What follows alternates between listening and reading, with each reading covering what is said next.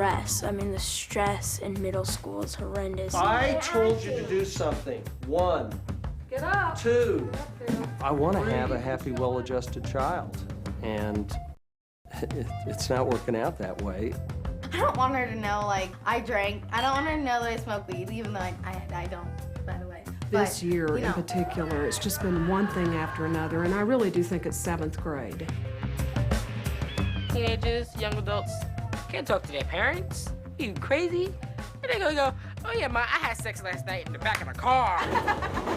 You pick a fight with me when I dress? Orlando, the way I because talk, you're the way I walk? underage. 8th grade was a disaster for him.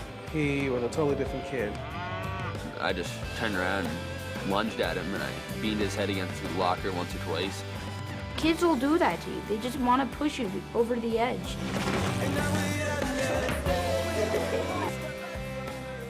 I was so depressed, I cried myself to sleep and I couldn't get up in the morning, and my mom let me stay home from school. I was so scared to tell my mom that I was gay.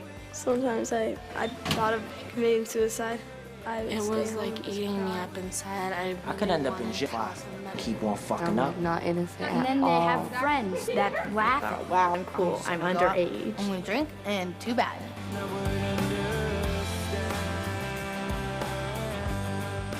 It's like you're in this huge crowd and you're shouting at the top of your lungs and no one listens to you. No one even turns to look at you. And you're alone. I'm Samuel L. Jackson. We recently celebrated my daughter's 19th birthday, and we congratulated each other on surviving another year on that long and winding road called adolescence. These are tough times to be a teenager, and tough times to raise one.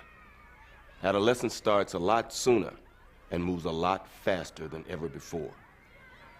This is a program about the roughest part of adolescence, the middle school years between 11 and 14. It's when many kids start using alcohol and drugs, but that's just one sign of the turmoil inside. Middle school can be a treacherous rite of passage for kids and for their parents, but it's also the last best chance for adults to have an impact on their kids' lives. In this show, you'll hear children talking from the heart about what it's like to be an adolescent. They may not be your kids, they may not be my kids, but listen carefully, because in a lot of ways, they belong to all of us.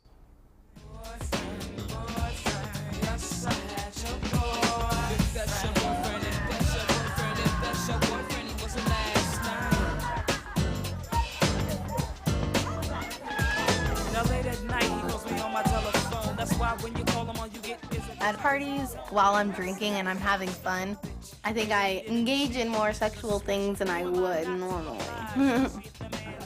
Sometimes I get really wild. Those were probably the most times that I've been taken advantage of by guys. I have woken up in the morning and just been like, I can't believe I did that.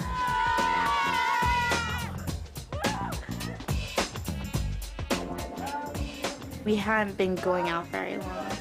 I mean, it was sort of my first time. We were over at her house with like a whole group, and we were in a bedroom alone together, so things just got kind of out of control. And we were making out and stuff, and he ended up going down my pants and fingering me. At first I told him not to because I didn't want to, and then but he did it anyway, and you know, it did feel good and I did enjoy it, but the consequences that went with that were not good. I mean, you cannot trust anyone anymore.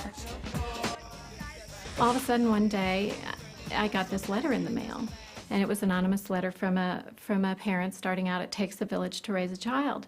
And it goes on to say, "It has come to my attention that there are rumors about your daughter Stephanie regarding her intimacy with boys. I am afraid she will ruin her reputation or worse. I am sorry to do this anonymously, but should we ever meet, I would not want it to be an uncomfortable situation." And then it was signed a concerned parent. I was just nauseous and upset, and Stephanie wasn't home at the time, and so when she came home, I showed her the letter. Well, first thing out of her mouth was, she says, "It's true." Well, then my heart just, you know, I was just devastated, thinking, you know, the worst. What happened was I told my friend because I thought I could trust him, and I ended up not, because he started telling the whole school what happened, and people started coming up to me in the hallways and just go, "You're pregnant, aren't you?" And I'm just like, "No, I'm not." It turns out she did not have sexual intercourse, so she could not be pregnant. But I didn't realize there were opportunities for her to be with them outside of school. She was just going over to friends' houses, and I'm one of these parents that's given a lot of freedom and had, you know, I assume too many things. Oh, I know. He's like, "I want to do stuff with Stephanie." And I was like, "You do?" Because Paige told him not to. Oh. She made him promise her. She made him promise her that he wouldn't do nothing. Oh. And now Paige wants to do stuff with him tonight. Well, Paige isn't going to, because I am. I think personally the sexual things that you could do is like have a guy finger you and you like maybe like give him a handy, and like I think like it's okay like if like he fills you up and you guys like make out, that like at this age, but I just don't think it's okay like to go like all the way. I think oral sex is okay to do because it's not a intercourse, and I just feel that it's okay. Every time I like to say that I love him, you know what I mean? Well, why would he be using it? Because you've already given him some, obviously. I'm giving him that much. Just because you haven't given him oral doesn't mean that you get us. No. I'm Katie Mann. I've never slept with anybody. I'm still purely virgin. Except for my mouth.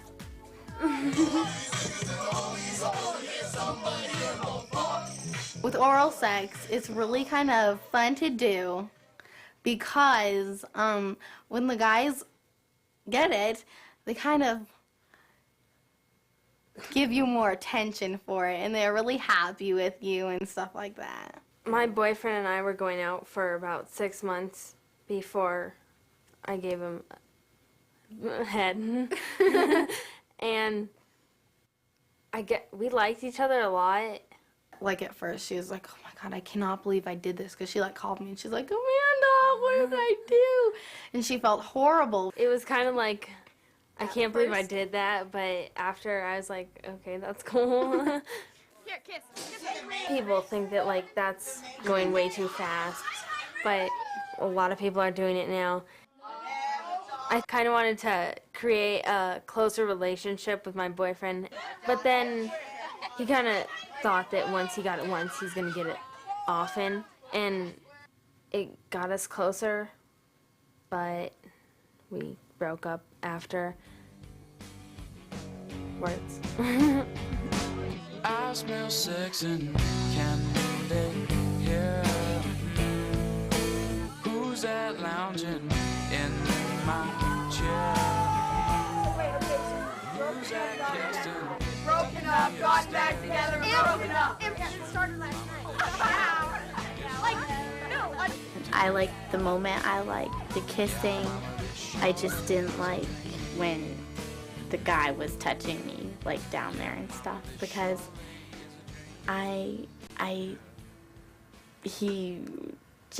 that's like a place that no one has ever been in.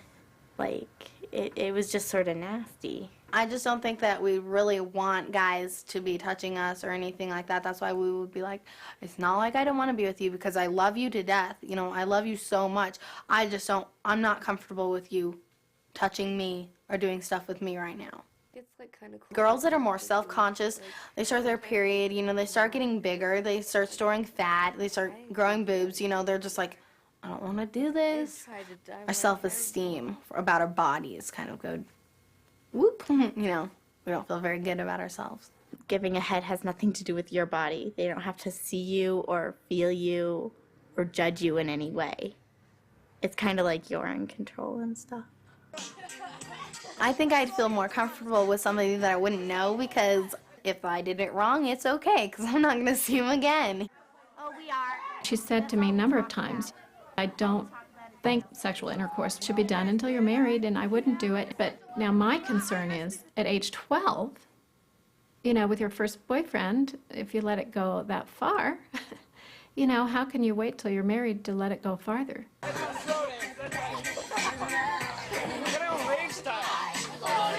I think this is more of a generation that sex is being introduced to us at a much younger age. And that's why we're like eager to start it. Because when my mom was 13, it was like, let's go to school today. Go to the library. You know, my mom wasn't really into the whole sex scene when she was 13 years old. And we are. They call it game. Oh, Mom, he just wants game. I'm out, game? Game? Yeah, sex, you know? Oh, okay. You said no? Yeah. Okay, girl. High five. I think as I'm getting older, I'm going to start doing more things that she doesn't see Amanda doing. You know, she sees, you know, like when Amanda's 21 doing. She doesn't see like her 13-year-old girl, and especially being the youngest in the family, she sees me as being the baby, I think. And sometimes I feel as though I'm being treated like a baby, so I don't want her to know any of the things that I do that are not so good. I find things, the little note that's all folded up in the laundry, and sometimes I act on it and sometimes I don't. Sometimes I just keep it in my files so that if something comes up later, or, you know, I'm spending the night at so-and-so's house, and I've read notes that say, well, let's have those guys over again next time I'm at your house. She's not going. That anonymous note that my mom got really made me mad. I thought, how could someone be destroying my relationship with my mom like this? But in a way, it made me and my mom become closer because we felt like we could talk about things. If I didn't tell her, I probably would have slept with him and things would have gone really, really wrong in school. You love me? You don't love me? I feel like I've completely lost all my innocence. When you're a little girl, you like, when you see kissing on TV, it's like, ugh. And like when you do it, you're like, mm-hmm. Being intimate and oral sex with guys is just like, you're not that little girl that wear her hair and pigtails and ate a cake with frosting all over her face.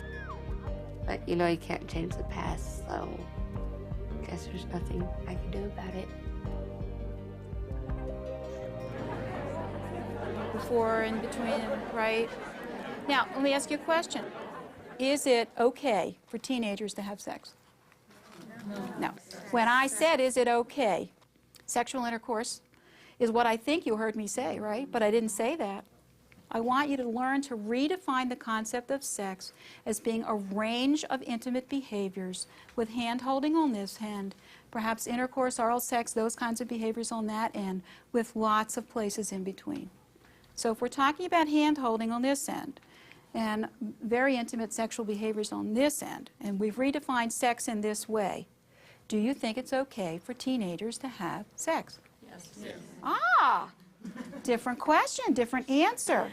Now think of your child. What do you think it's okay for your child, at your child's age, to safely say yes to? Waving to each other. Waving to each other, okay. At what age do you think it is okay for boys and girls to be in an embrace where his hand is on her breast? Oh, gosh. Oh, my God. Now, look, at what age did this happen for you? 16. 7th grade. French kissing at what age? 7th grade. How many of you think that's okay? It's not the act itself, it's the going further, forward. The French kissing's not the problem, it's what the next. Escalator theory, right? Okay, here's another phrase I would love for us to drop as adults. The phrase is raging hormones. Why would we even say it, even if we thought it, at the time in their lives when we want them to believe that they can take charge of themselves and be responsible people, we're telling them they can't possibly do that. I believe that children and adolescents are capable of rational self-discipline.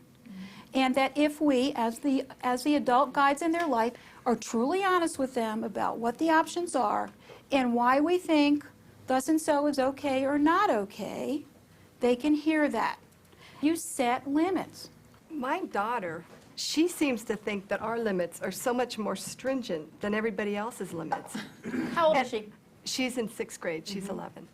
And I don't know what to say. I say, well, I just can't believe that so-and-so's mother is letting her do that. Oh, well, she is.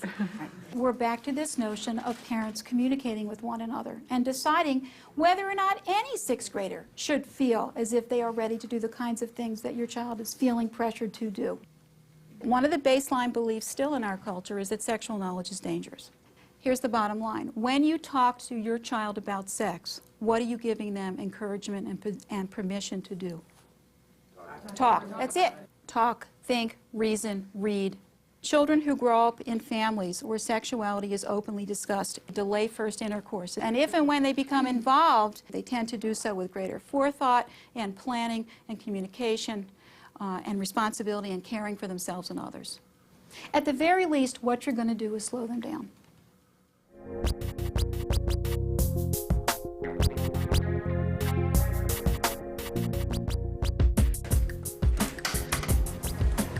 It's a beautiful day.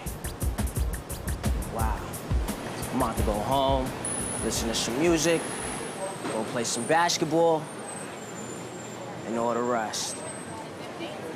12:25, coast clear. I'm hitting the bus. It's Nas in your area. Queens about to tear it up. Braveheart, y'all scared of us. Real niggas, baby, us. What's your name? 'Cause I'm impressed. Can you treat me good? It ain't easy to go to school. It ain't easy to see teachers you don't like every day, especially teachers that you hate. Work, a lot of work. There should be more days off for school. Some people get a headache off of it. What can I say? Cutting school ain't hard at all. I figured it out a long time ago. Always go in the first period. It's the main thing. You don't show up first period, ring, ring, calling your house. And that's not good. Always take the back door. Security guards don't see me at all whatsoever. They're in the front, writing stuff down and talking to each other, and they don't even see me pass through that back door. I'm too slick for them. Cut at 12:30, do the right thing. As long as she doesn't pass around by 12:30, that's when they stop looking for the kids. That's my school cut bus.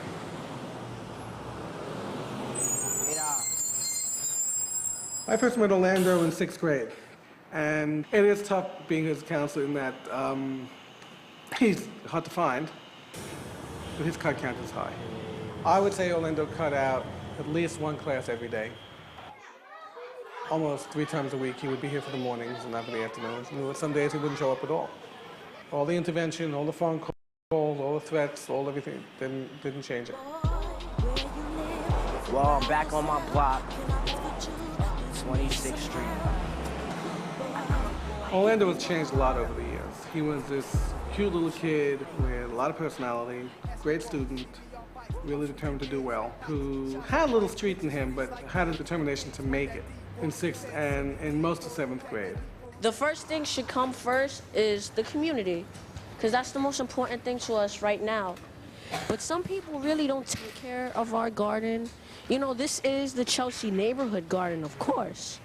You know, there should be a little dedication in there from everybody, you know? It's a different kid now. 8th grade was a disaster for him. I think what went wrong with Orlando was he found the street. He will deny it, but I think there was gang activity involved. There was hanging out all night. I'll be back. You want to be back here, right? He was going to show the world that he's this big macho man, and he's going to show them everything. I'm cool. I can be king of the street. But I think deep down inside, the king is very small. Hi, Mom. Hi, Orlando. How you doing? How was school? It was all right. This year, he started cutting class, being disruptive in class. Did you stop somewhere? He'd come home, and I'd question him. He would swear up and down that he was in school, that the teacher didn't see him. Oh, my God, you don't know. It's like pulling hair. You know, I get so upset with this kid. Did you see Mr. Gray? Yeah. And what did he I say? talked to him early this morning. You went to school? Yeah. Because Mr. Gray called here and said he couldn't find you. It's not funny. The school ain't that big. He's looking for you. He knows, he got your schedule. He went to all your classes. Well, he didn't probably look everywhere. What do you mean everywhere? If you're supposed to be in a certain class, you're supposed to be there. He went to all the classes looking for you, and you wouldn't know where to be found. And he was very upset. I was in school all day, so I don't know what he's talking about. Can I change my clothes? Go ahead. I feel that the system failed me. I want him to do the right thing, and this kid, you know, continues to do the opposite and get away with it. He'll charm the police, he'll charm his teachers. You know, I don't know what else to do. You look like a damn hoodlum with that thing on. Just because I dress a certain way doesn't mean I act the way I dress. He's gotten picked up by truancy. I had to go pick him up and holding pen. It's too big. And when I walked in, I see my 13-year-old son sitting there among 6 cops, laughing, joking with his friends like nothing. That was the beginning of him getting into trouble. He's mimicking his dad. His dad started out at a young age, and that's why he's constantly in and out of jail. This is a picture of my father. My dad is locked up. He's in there for drug crime, you know what I'm saying? To my baby boy, happy birthday, your father, Orlando. I'm dying for him to come out. He was cool. Once my dad gets out of prison, I'm gonna teach him a lesson, you know what I'm saying? I'm gonna let him know that running with them people that he was running with ain't gonna really get him nowhere, you know what I'm saying? Is just change. Change for me, change for you. I told you I don't want you smoking, and you're still smoking, right? It's not a big thing. Do you need to pick over a fight with me all the time over everything? You pick a fight with me when I dress? Orlando, because you're underage, okay? You're not doing the right thing. I'm so worried about this child. It scares me. Every time he walks out the door, I'm not at peace. 8 o'clock. That's your curfew. He'll walk in 2:30 in the morning. He'll waltz in like nothing, like it's okay. Which is scary because they're smoking, they're drinking, and getting into crime. Don't get into any trouble. No. Lock the door, right? I'm gonna check on you. All right. And I'm always telling him, you're better than that. Be successful. He tells me, yeah, but he'll go out the door and do the complete opposite. My son can do so much better. So much. He'll be right back. He's going to get what you want. I got real big dreams. I have dreams to go to the NBA. I would take writing as in consideration too, you know. I think I could write a few good books.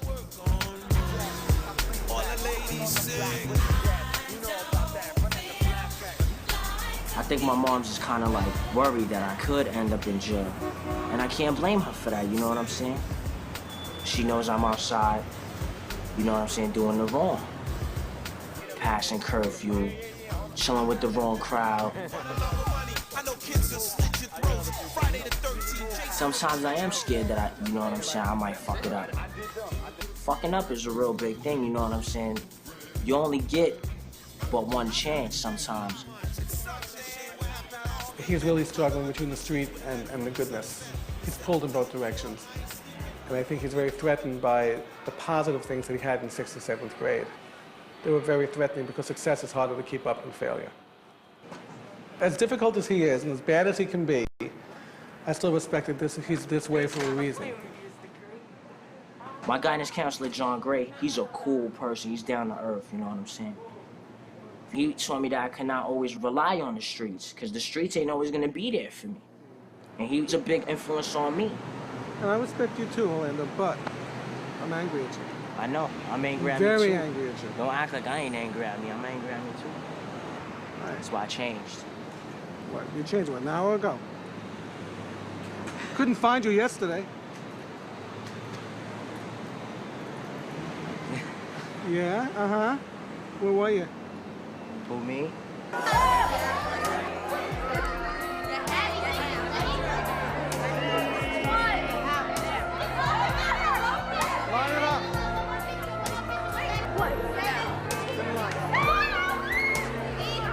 Come here, Daddy. Nice to meet you, Jonathan Gregg. Because of Orlando's cutting, he's being held over. He will have to repeat 8th grade, which is very difficult in a school like ours where everybody else is going on to the high school and they'll be in the same building. And he'll be with the 7th and 8th graders who are much younger. This was a major blow, but I think it was a positive blow. I think if he had gone ahead, he could have figured I could do whatever I wanted. Hi, Mr. Gray. How you doing? How are you? Good. I was glad that Mr. Gray invited him because he needs to see what he's missing out on. Why are they putting a flower on Orlando? He shouldn't be getting a No, flower. he shouldn't. You really shouldn't have one, you know.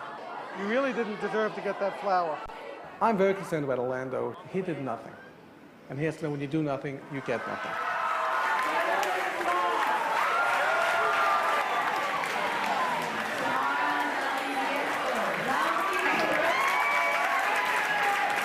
Today in the graduation, I just wanted to cry because I'm looking, all the parents are so proud of their kids. I kept wondering, was this taking any effect on him? Did he feel bad that he wasn't coming down the aisle to get a certificate? And that, ladies and gentlemen, is the class of 2008 grade. Today I didn't like myself at all because I know I could have been on the graduation stage getting a couple awards and being happy for graduating, but I didn't, and I was pretty upset, you know what I'm saying? Because I know I could have been on that graduation stage, but I chose to do the wrong thing. Could possibly be your reason to waste a whole year? Confusion. Believe me, next year I ain't gonna waste it, you know what I'm saying? Of course, now come on now. Would that look like 2 times? But nah, I know next year's gonna be different. I know it is, I feel So it has to start this summer. We're doing summer school. I'm going to be there. When? July 5th. Yes. Plus, I know I could do it. You know Well, we all know you can do it. It's whether or not you're going to come in and stay a whole day and do it. If you don't pull it together by October. Yeah, I'm gonna pull it together by October because summer school is gonna get me back on track. And what about a summer job? I think Orlando's a crapshoot. I think it can go either way, and it's going to be all up to him. If he can make it through the summer and come back in the fall, I think he'll be fine. I think he's going to pull it together. I don't think it's going to be easy for him. He has to grow up fast, unfortunately. He needs to make an adult decision at a boy's age. You're not going to make it. A lot of people would look at me and say, oh, I know his type, he's a minority, a Billy Badass. But a lot of teachers probably don't know how I feel. They don't know how I feel about going to college or being an NBA basketball star because they don't ask me questions like that. There's more to me than what meets the eye, you know what I'm saying? Orlando is 14 now. In some respects, 14 going on 6. In some respects, 14 is going on 40. But he's a boy, and he should try to be a boy again. He was very good at it. One-Eye Willie. One-Eye Willie?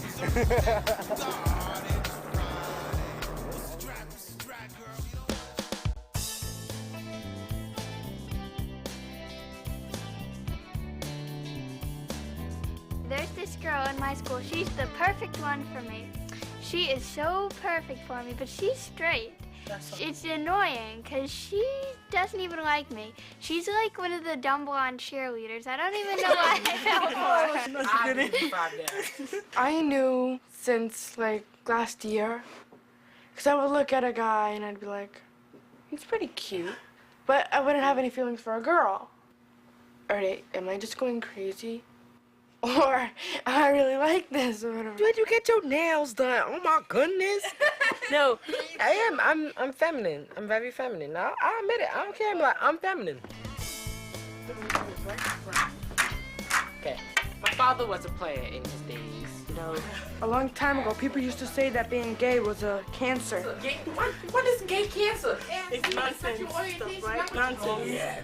It's really hard to be alone in middle school if you're gay because, like, I was alone in 6th grade. I had no idea that, like, there was anyone else out there who was just like me. The worst is telling your parents. Mary Ray. You know, the guidance counselor told my parents. I wasn't even ready to tell them yet. Yeah, The what you mean, guidance counselor, they called him up.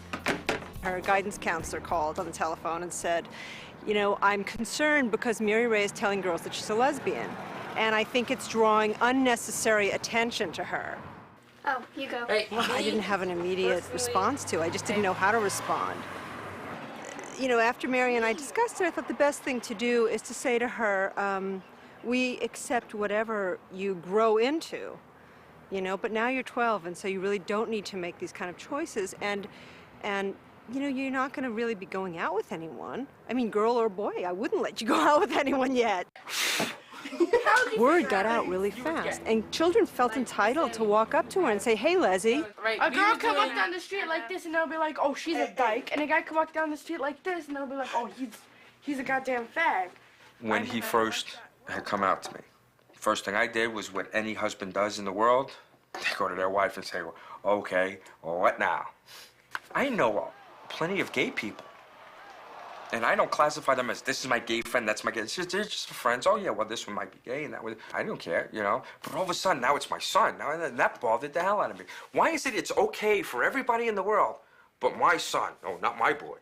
I haven't told my mom that I might be bisexual because I'm afraid of the response, even though if I get kicked out of it, I still have somewhere to go. But I'm still afraid, so. I want to tell my father everything, right?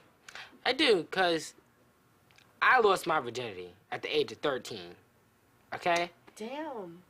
And I want to tell my father everything, like, yeah, I lost my virginity to this guy. He looked good. He'd be like, wait. He'll drag me out the house. We be going to the clinic like that. I'm like, that's not going to happen. Like many other young teenagers, you know, 11, 12 years old. I mean, I knew I was gay when I was about 5 or 6 years old, you know, and I just knew that when Johnny liked Susie, I liked Johnny. You know, what these teenagers are dealing with now is intolerance, not themselves being gay. Being harassed. I mean, having stuff torn out your locker, having rumors going about. Dyke, bitch, tomboy. Fucking fag. Taking up the poop chute. Oh yeah, I'm gay, and your mama's a bitch. Do I care? No, leave me alone. Because it said that you like this other boy, and it said like. Jamel's had some hard times at school. He's seen stuff written about himself on the walls in the bathroom. Just imagine that. People want to kill you because you have an orientation where you love other men or other boys. It's a hard life to deal with. I try not to let it affect my day, even though I'm deeply depressed. You just want to cry all the time? I never had anyone to talk to except my friend who wasn't gay, but that didn't end up very well because in the end we weren't friends anymore because she didn't like me anymore because I was gay. She tries to be very, very stoic. She pretends that things are, you know, rolling off her back and that it's not a big problem. But in the meantime, she asked me if she could get a pass so that she can leave her class 5 minutes early because the kids harass her the most in the hallways. And she wanted to avoid that harassment by leaving class early and getting to her next class and just waiting out the door until she can run right in. Every day, I say to her, do you want me to come to the school and pick you up today? And she says, yes, Mommy. She can be like really supportive, but kids will still tease me. I mean, it's kind of hard to like find insults to say back to them. I would call them the stupidest things and they would just laugh at me. He's very sensitive, but he holds a lot in. He used to run up into his room and lock himself in there. What's going on? Nothing, just doing my homework, just want to read, just, you know, isolating himself. You're gonna be on top, you know, it doesn't matter. Growing up here, out in a suburban and rural community, you just feel so alone. You can't go anywhere. And to me, starting this agency was a lifesaver. Legally is Long Island Gay and Lesbian Youth, and you know, by having a place that you can just go to and meet other kids your own age, just to joke around with, to play pool, to play a simple little thing, to play pool, you know, can save a life.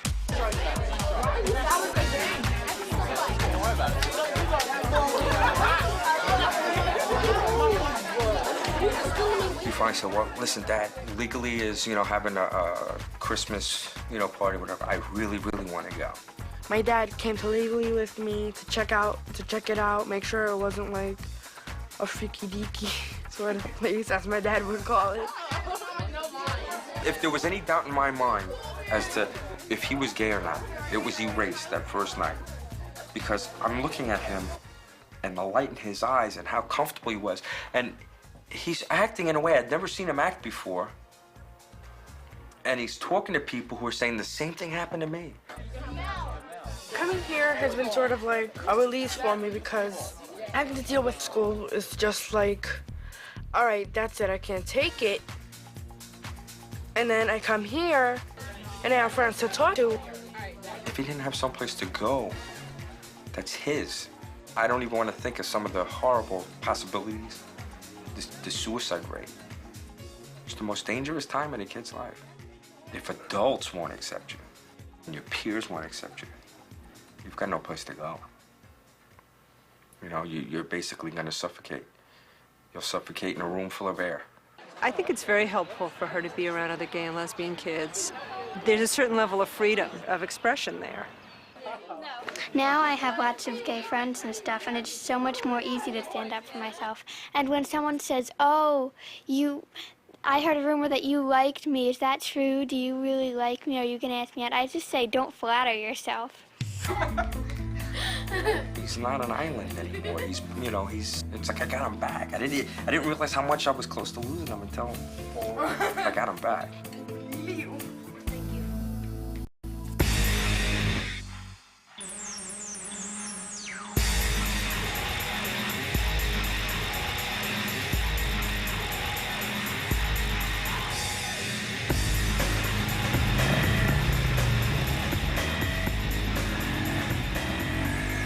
My name is Jesse Jobin. I'm from Vernon, Vermont.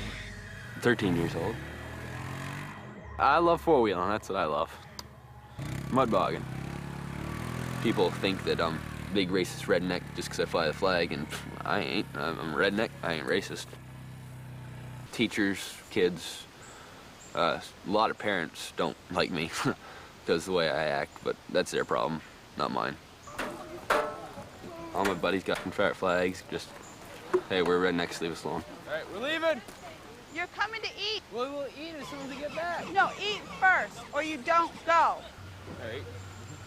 I get into lots of fights. I don't like people talking about me behind my back. If I see anybody writing anything about me, I'll really just kick their ass. I really will.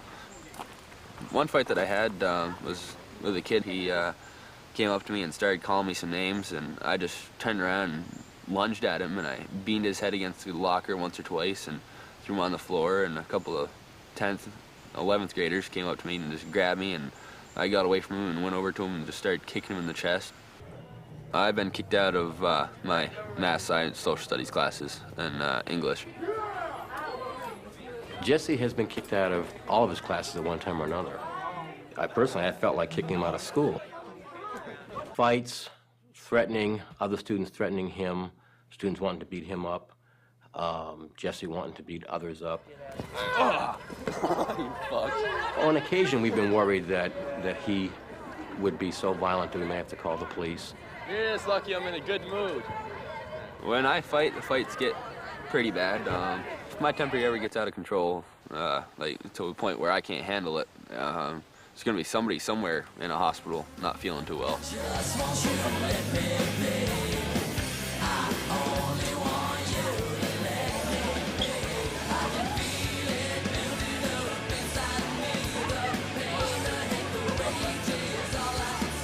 I think Jesse's anger is at a very high level right now. Smells like you already did.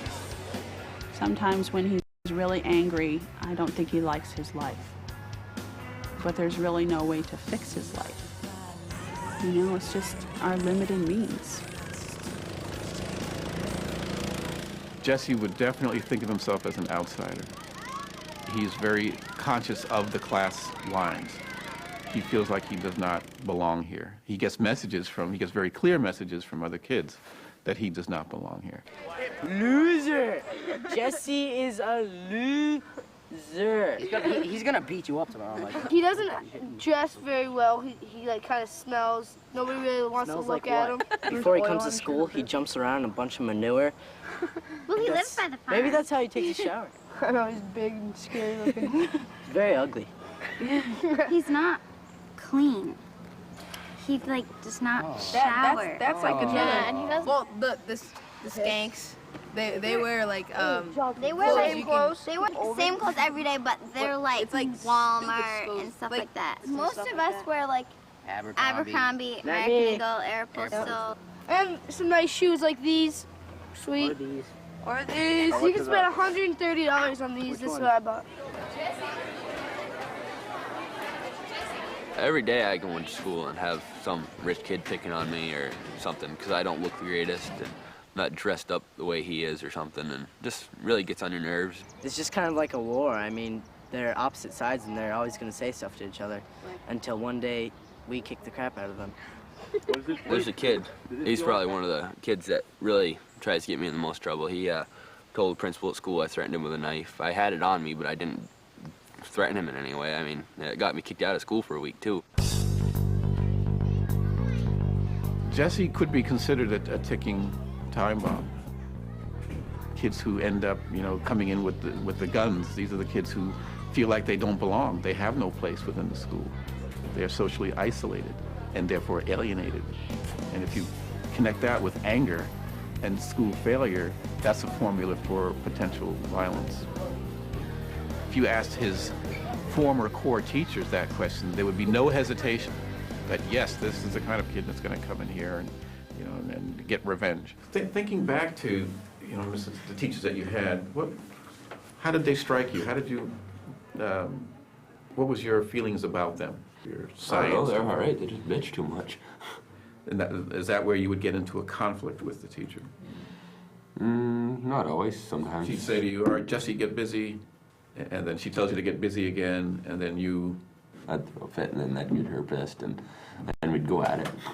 And that's usually when I got into a fight, is after I got into a little argument with the teacher. That's when I'd be the most mad, and then pretty much looking for somebody to piss me off a little bit more so I could let it all out on them.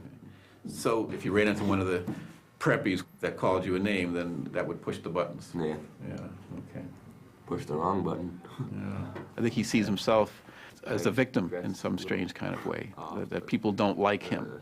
And then he'll tell me, oh, I don't care about them, doesn't matter. But he does care. It does hurt him because he ends up, in tears. And they can just go screw themselves. People don't like me because of the way I am. Too damn bad.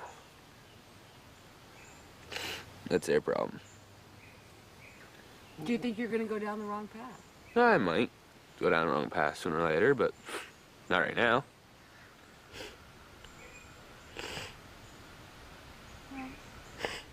There's this well of sadness within Jesse that gets tapped unexpectedly.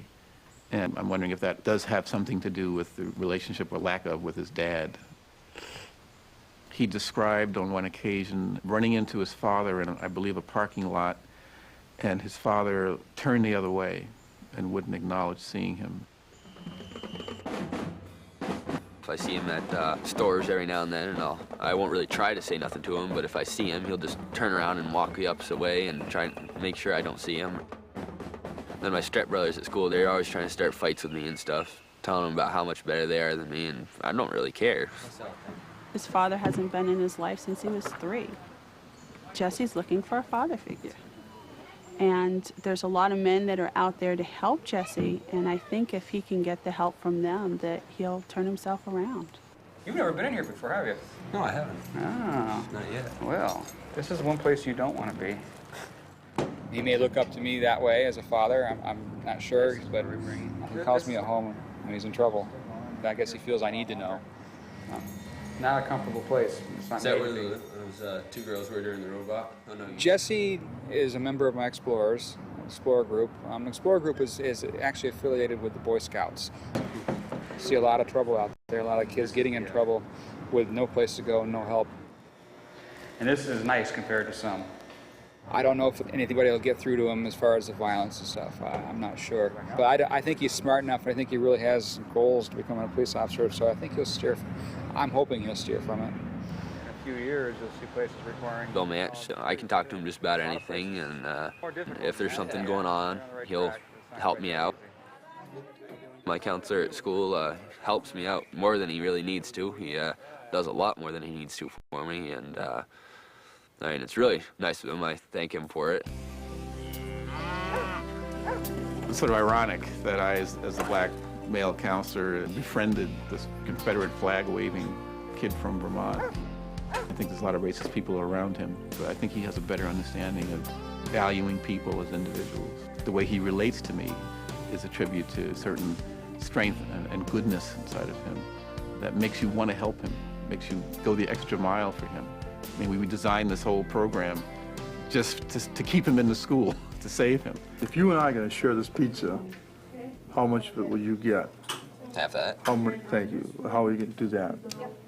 On the calculator. Cool. Do it.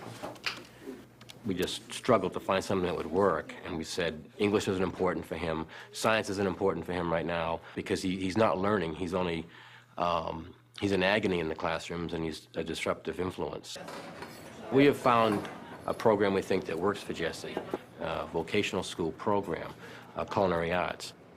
While he's over there, he's great, because he is busy, he's working, using his hands. What do you want me to do with them afterwards? Got them all in the bowl? You didn't want the whole bag, did you? Right, no. I'm in class now with high schoolers.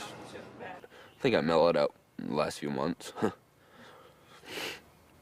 Now all my buddies are calling me wussies, because whenever somebody starts yelling at me or swearing at me or something and I don't do nothing about it, I think it freaks them out a little bit, because I used to be really violent and they could count on me if somebody was bugging them to go beat the crap out of them, and I don't really do too much of that anymore.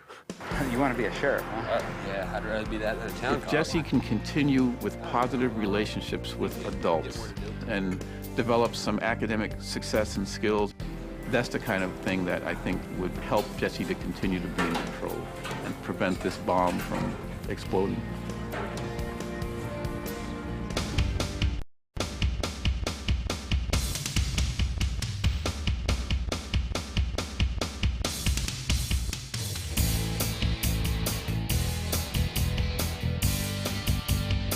Well, I had maybe 12 really good friends in elementary school in 5th grade. Go over to their houses every single day. I'd play with them and I'd go home late. And when we went to middle school, they all just dropped me. I'd go sit with them, they'd get up and walk away. My voice cries in the wilderness. I search to end the emptiness. Where it will lead, no one can guess. That was just really hard for me, just not to know why they won't talk to me anymore, like my best friends.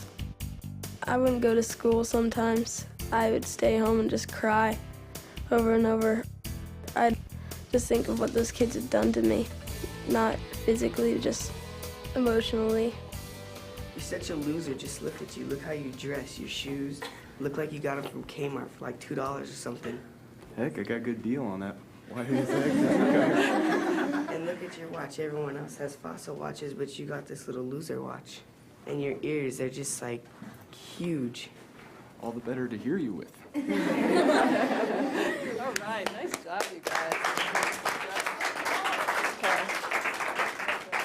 So I know that that's a really tough social situation sometimes in the cafeterias. People have certain tables they sit at, correct? Yes. Does anybody have an example? Well, there's always a situation where a kid will say a group of people, and then the group will just leave the table entirely and go get another table. Okay. And that happens a couple times a week, and it happens to the same kid over and over again, no matter where he sits. I think you have to be more flexible and everything, and just if someone sits at your table that you don't want them to, the big deal, let them eat and just not really care as much and just let things happen. It really doesn't matter that much. Okay. People are I was saying that they let people be in their group, and not bully them or anything. Bullshit how they just start saying stuff that they didn't mean. That isn't true. What isn't true? How they'd be nice to people and let them sit with them. I just can't concentrate anymore when stuff like this happens. We got a call from the school nurse saying Christian had come into her and said he had just started crying without any reason in science class, and he was embarrassed. He didn't want to stay there because he didn't want other kids to see him crying. And she said, well, you know, Mrs. Levy, this really looks a lot like depression. I couldn't find any friends. I wouldn't trust anyone. I was doing bad in school. I thought my parents couldn't do anything about it. I didn't know what was wrong with me. I just felt so lonely. I felt surrounded by people, and they just won't talk to you. They're just unmindful of your presence.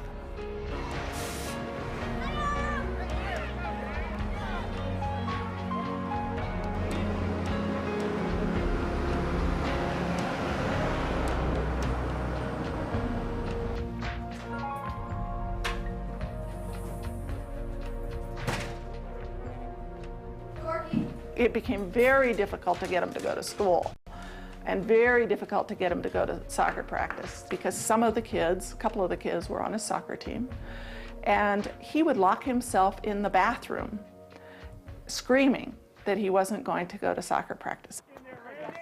All of a sudden, my 12-year-old is depressed. It kind of hit like a ton of bricks that something was going on and that he was very unhappy.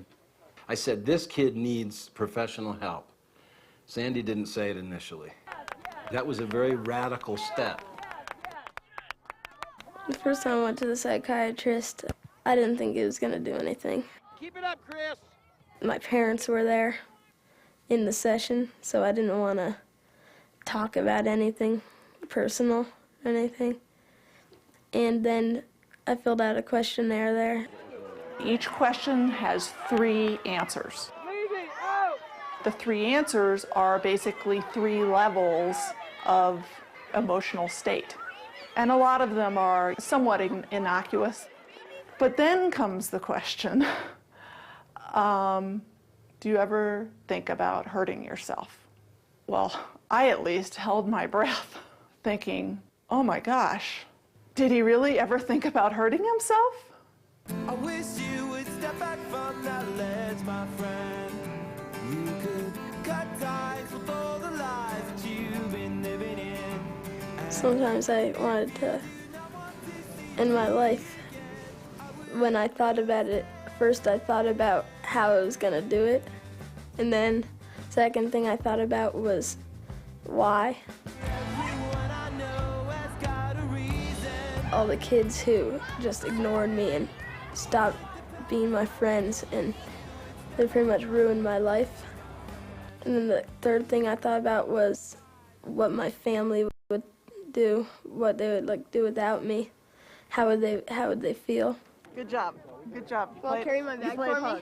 Thank you. Okay.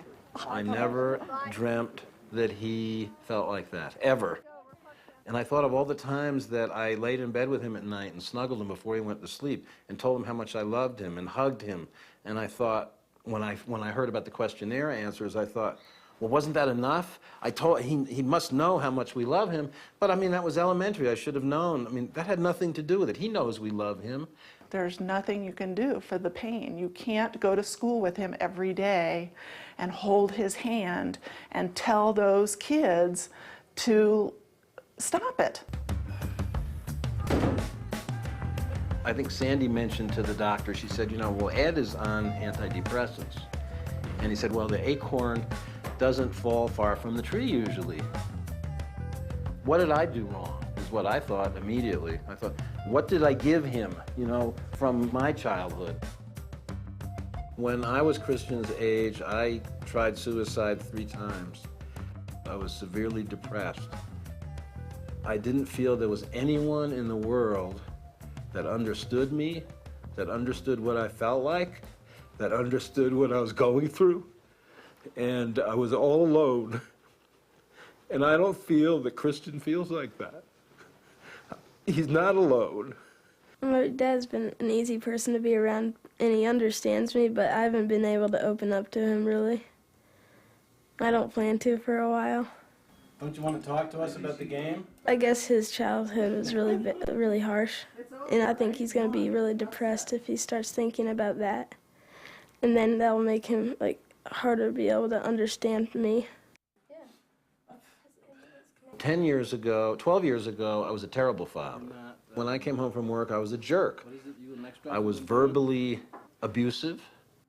I didn't have to explain to Christian what the medication did. Christian lived what it did because he was able to see a tremendous difference in me, not a little difference, and so did Sandy. It's not something to be afraid of. It's not going to change your child's personality. I think that's what every parent's fear is. Medication has helped a lot. I don't start crying in class anymore.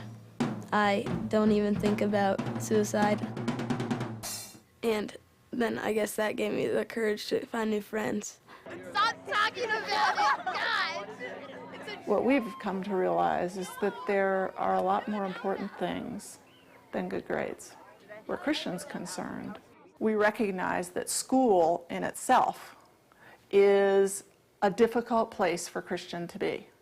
Is that the problem, that you weren't there for it? So Yeah. your partner kind of went ahead and did his part, and Well, when he you did came, all of it. okay, He has a when you came with teacher your part, he was- that is real when you helpful work with a in partner, making his other teachers understand the pressures that he's under. you don't really know. One of the things I am grateful for is I've seen an awful lot of growth in him. At a pretty young age, Christian is probably more self-aware than a lot of 12-year-olds. And what a valuable gift that is. It's this process that we all have to go through, unfortunately. But I wish my son didn't have to go through it. I would rather, if I could just take it on myself and let me go through it for him, and then give him his heart back and say, all right, I've done it. You're going to be all right now. 44, Christian. Let's go, Red! 42, Richard. I'm willing to talk about depression and what I've gone through to help people get through what I went through and how to deal with it. I don't know if I'm gonna be depressed for my whole life. I definitely hope not, but just from having depression when you're a child, you'll be changed forever. And you'll wanna be different. You'll wanna be caring. You'll never wanna make fun of anyone again. Never wanna discourage anyone. And that, if everyone did that, it'd be like perfect world. But there's always gonna be someone who makes fun of you or makes fun of someone else. And there's always gonna be someone who stands up for them. And I'm one of those people now.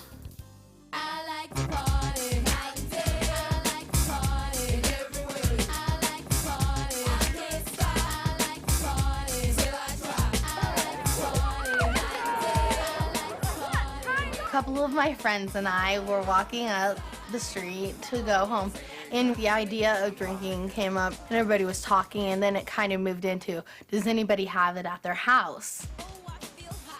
I called Cody, and we're like, hey, do you want to come over? Do you want to come down to the park? And Alex and Kyle had come back with some margaritas that were like coolers.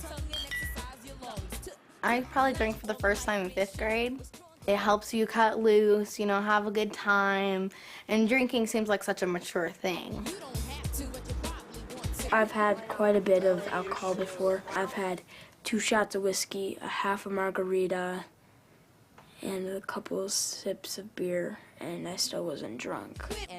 This sounds better than that, but that's good too. They had some whiskey up there.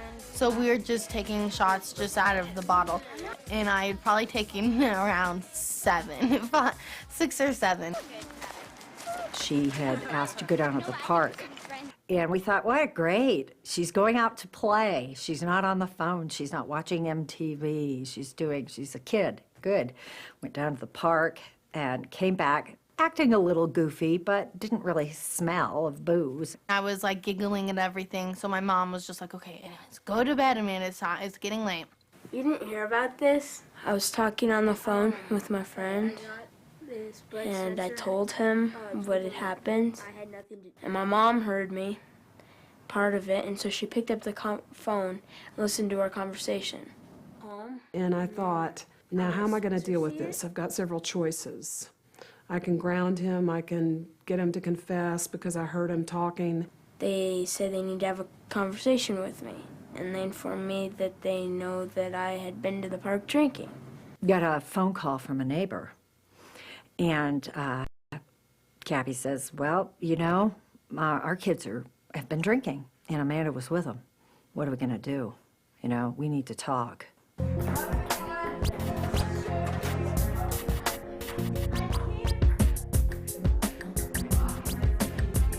I told him that I think what I'd like to do is get together and talk about how kids do drink and drug nowadays and what was their reasoning for joining in the park. So, out of the 5 of you guys, who decided who was going to bring what to the park? I mean, Someone that said, I have this stuff, so I'll go and get it.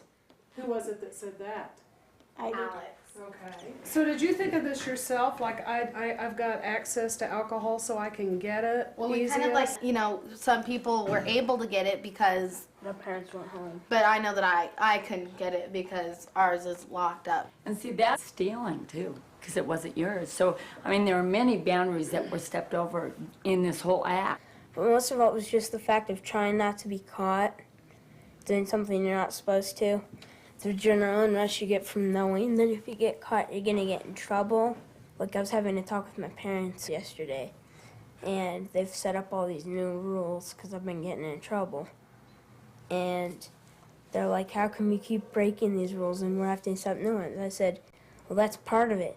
The more rules you set, the more there are for me to break. Casey is a risk taker. He pushes the envelope. First of all, the experiment. He's very aggressive. He wants to live life fully. That can work for and against him. Every time he raises his voice and yells at me, he's going to be grounded in his room for a half hour. So I don't want to And I'm do gonna this because I'm going to end up yelling. Well, this is a good place to start, Casey, Well, on so then learning, if I- on not interrupting and not yelling. Okay, but if I do, then I'm not going to be grounded in my room for an hour. Sure you will. No, The rules then don't I'm not change. doing this. The rules can't change like Yes, that. they can, or you can leave.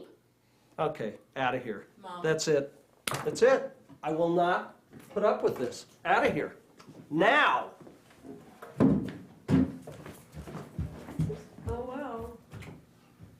You blew it. I think that to help me through middle school, my parents could lay off a little bit. Casey, I don't like having to be a cop. I don't like having a kid who lies to me, deceives me constantly. I would love to be able to trust you, but you're not trustworthy, and so I am going to do everything I can. Get me going, Dad. We want you to behave. And I'm spending so much time being the disciplinarian that I don't have the quality time I wanted, going out and throwing a football, things like that, because he is so oppositional. I took you skiing a bunch this winter, and Skiing, that's all you ever brother- want to do. That's because that's all you like doing. And it's not because of me, it's because you like doing it. When have we ever been companions, Dad? Never. Not since maybe I was 4. Because you're always too busy with your new job. I mean, you even have Saturdays off now, and yet you still don't do anything. You have more time off than ever, and yet you never want to do anything. Because you've been so difficult to be with, and that when you, would you, let me No. finish. And I am You having never to spend, offer. you're You never- interrupting me, you're interrupting. And it's really taken the fun out of being a parent for me. I used to enjoy your companionship plenty. You're a very interesting kid. What's making you sad, honey? Put words to your tears. What's making you sad? Oh. Hmm? When he's there for me, I'm not there for him, and when I'm there for him, he's not there for me. Oh. Okay. He's in such a stage of rebellion right now that I feel really alienated from him. And I didn't expect it to happen this fast. That's very different. But the Having thing is that if you're trying to figure out our mischief, then you're gonna find out about the good topic, You're like finding out what problems. That's the thing. You're finding out what girls we like or whatever. Personally, that's none of your And business. yeah, and that is You know what? absolutely none of your business. Absolutely. So if you kids quit colluding to get in trouble, We we'll won't be find glad out who your to quit. girlfriends are, We'll be glad to give you more privacy, but you Yeah, have but to you're not earn gonna that. give me- Okay, Keisha. shouldn't I don't be tapping think that. phone lines. I think that we still need to have a sense of privacy. Yeah. That's earned. That's earned by trust. Okay, and if my kid can't be trusted, But I don't think we need to be under everybody's thumb. I think that we need to be able to earn that trust back from our parents. Because we screwed up. Yeah, I think it's better. I'm worried about Amanda surviving 13. I'm worried about her getting involved in drugs and alcohol. We've tried everything, grounding, loss of privileges in many different areas. And, you know, she would even say, well, it's not working. Why do you keep doing this? We were just at each other all the time. Amanda, you need to get off the phone. It's time for dinner. At my house when I'm alone and I have a craving to drink, it's because problems at home, you know, it's just like, okay, I'm not gonna have to think about it. As long as I'm drinking, my mind's someplace else. I don't have to think about it. I don't have to cry about this. I'm gonna drink and keep away from pain. That night after Casey's mom called, do you remember what you said to me? You said, Mom, you've told me about peer pressure a lot. Oh, yeah. But now I know what what it's really like, and it's more than you think it is. We so did not mean to, but we were like, do you want to do this? Do you want to do that? And I know that it made most of us feel uncomfortable. I'm like, okay, if they're going to do it, then that makes it right. It's mostly your friends. Actually, it is like only your friends. I always thought that peer pressure was a bunch of BS, but it really isn't. I mean, I remember my friends and I used to always talk about how we would never try alcohol or all this. Well, you have not a clue how hard it's going to be till you're there. It's like Cody said to me, it's my friends. I mean, I felt really bad because when my mom found out, she came up, she's like, do you know about Alex? I'm like, what about him? She's like, well, he has diabetes. And I'm like, so? And she's like, well, he could have died. We didn't know anything about it. I knew that he was diabetic, but I didn't know anything about it. I don't know what can happen if he drinks. I don't know what can happen with anything with it. So I think that we're really not thinking and looking at all of our consequences. I just didn't even think about it. It was like, so what? Yeah, I'm going to get addicted. Yeah, right. I don't smoke. I experimented with alcohol, and she did the same thing, and it was a one-time thing. I mean, I like the taste of margaritas. Big whoop. I don't think what you did was the end of the world, actually. I think most 7th graders do experiment here. Then how come I was grounded for a month? well, we've told you, Casey, that's scary. There's alcoholism in the family, and that right there is scary. But there's such a high degree of drug and alcohol addiction in my family that Casey is a sitting duck in terms of being loaded genetically for alcoholism. Why don't each one of you tell us what you've learned out of this whole experience? Well, I learned that parents can find out anything somehow. I have eyes in the back of my head. Cody, what'd you learn? It's not cool, but I wouldn't go rat at my friends. You wouldn't? Like, I think that it's their own choice if they want to go smoke some pot or stick heroin into their body. I mean, I'd be very worried, and I might try to convince them not to do it. But I'm not going to go off to their parents and say. I agree. I think that that's the most that we can do. I don't think that it's personally our business to go up to their parents. It's not our responsibility to do that. I think it's better to hear it from my friends compared to like my parents or my nagging neighbor. I love you. Surrogate mother. But, you know, I think my mom is more worried about me of what could happen, not about me just trying to have fun, but me being able to handle it. She's trying to warn me, more likely, be careful how you handle this. I know that they're going to experiment and test everything, but I thought it was important that we come forth as a front, a parental front, some force, that the kids knew that there was some security, and we're it.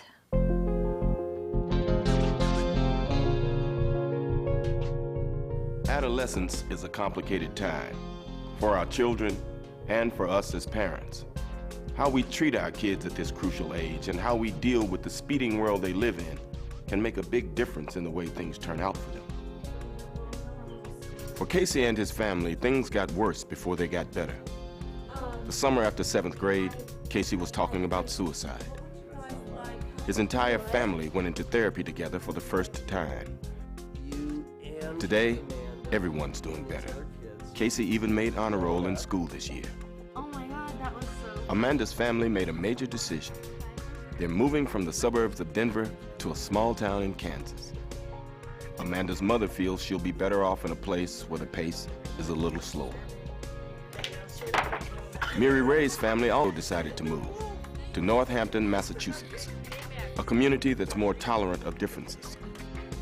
And Jamel took a big step. He came out to his father. After a rough few months, they're getting along now. Summer school was tough for Orlando, but he stayed with it. He transferred to a different middle school this year where he could have a fresh start. And he quit cutting. No doubt till I'm dead. Depression is still a part of Christian's life, but he's made some great strides. He slept at a buddy's house this year without calling his parents to pick him up, which used to be impossible. He's still on medication, and it's helping. Jesse is also having a better year. He's back in the cooking program, but hopes to start a different course next year. He's made some new, less aggressive friends, and he's managed to stay out of fights. In every one of these stories, the involvement of parents or other caring adults provided a crucial counterweight to the pressures these kids face every day. As they struggle to carve out independent identities, adolescents don't always welcome adult intervention. That goes with the territory. But if we let them shut the door and keep it shut, we risk losing them at a time when they need us most. At our website, you'll find experts and organizations in your area that can help. The address is www.hbofamily.com. Stay involved in your teenagers' lives. This is Samuel L. Jackson saying thank you for watching.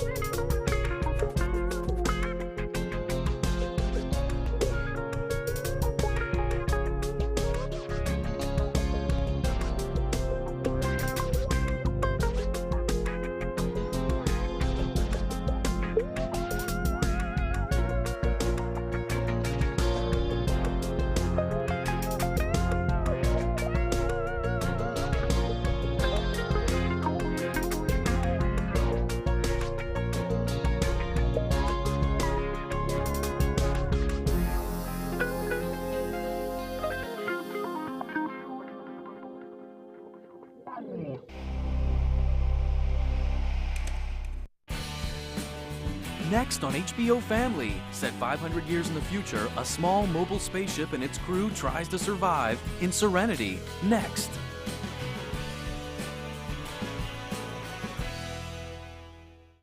One, two, 1, 2, 3, 4.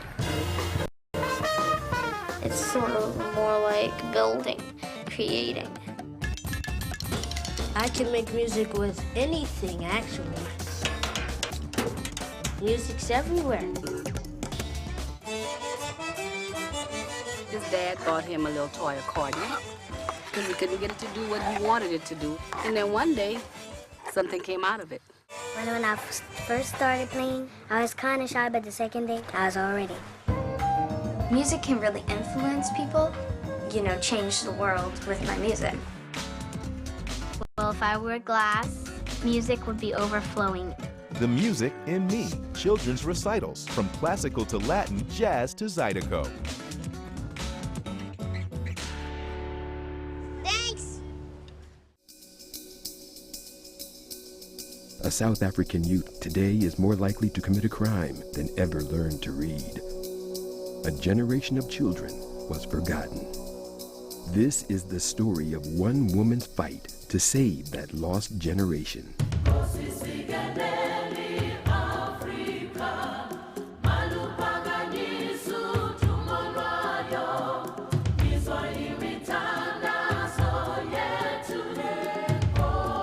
I guess that's what Itudeng is all about, to try and help a child who has the fears and who's trapped emotionally and psychologically. You cannot do it overnight, but there's always a starting point. Now I know there are people who love me. Itudeng.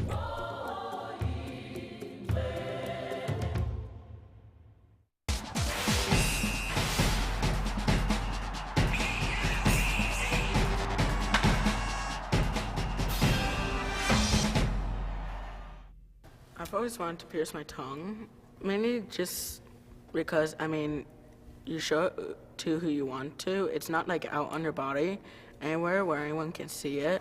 Yeah, the tongue pierce is kind of like, you know, it's just central on your body, so it's kind of cool. I agree with Daniel. If I would ever get something like that, that would be it. Well, I actually, harassed my mom about the tongue piercing thing, and she had her own views on it about how it's not, it's not right and it's disgusting and how, it gives people, different views of you that aren't too appropriate. It came up once and the request was denied, and we moved right on. She said, "Oh, Mommy, can I have a belly ring?" No. That was it. Tijani mentioned the same. He wanted his ears pierced, and I said, no, it hasn't been brought up again. There you go. Because it's definitely no. I definitely want to get a belly button pierced. And my mom says I can't get one until I'm 21. And chances are I'll probably sneak out with my friends, get one when I'm 17. Well, I also wanted to get my belly button pierced. And I was telling my mom, can I, when I'm older, in my teens? And she said, He said, no, you're not. You don't think sometimes, you don't think sometimes that they just want you to say no, and that's just to confirm, right, whether they can do. I will never pierce my body. That's so disgusting. I think that just totally grosses me out. It really grosses my dad out. He says I can never get one. I mean, if you take the ring out, then the hole goes eventually. So if I didn't like it, I would just stop. Yeah, that's something I cannot quite tolerate. That's above and beyond what I grew up with and what I can tolerate. It's like a fad, actually. That's what I think, and it's going to fade out.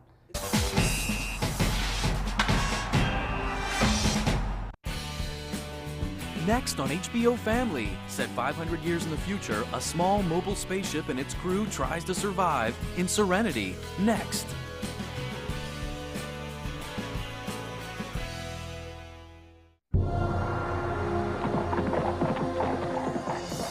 There was a time when our land flourished without cruelty and fear. A time of dragons and dragon riders.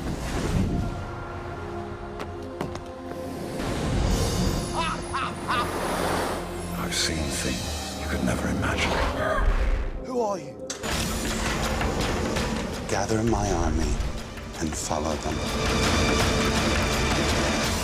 Leave no one alive.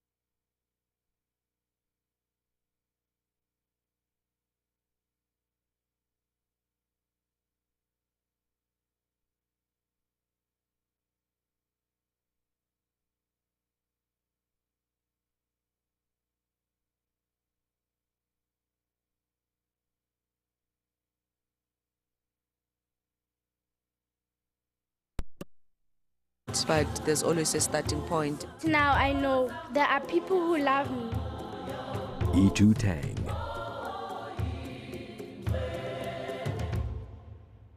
HBO family, HBO family, HBO family.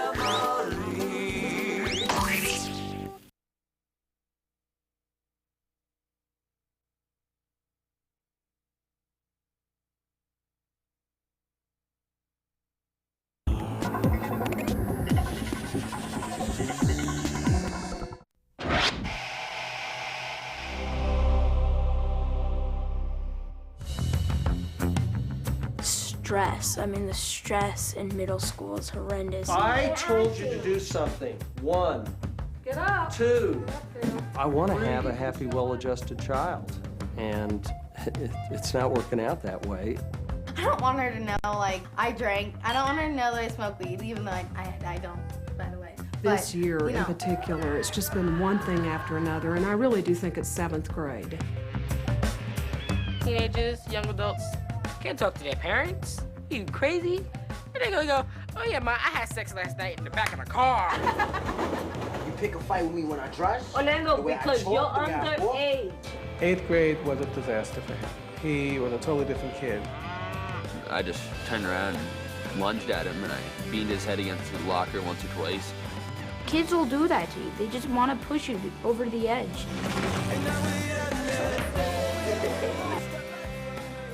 I was so depressed, I cried myself to sleep and I couldn't get up in the morning, and my mom let me stay home from school. I was so scared to tell my mom that I was gay. Sometimes I thought of committing suicide. It was like eating me